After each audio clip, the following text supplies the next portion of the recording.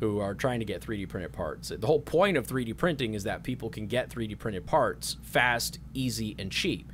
And when you're making it as expensive as CNC machining, you're kind of killing the brand. It doesn't make a lot of sense. Let's see. Look, as with everything, Barry, you know, when you have a lower cost entry level item, it'll not have as high quality of components.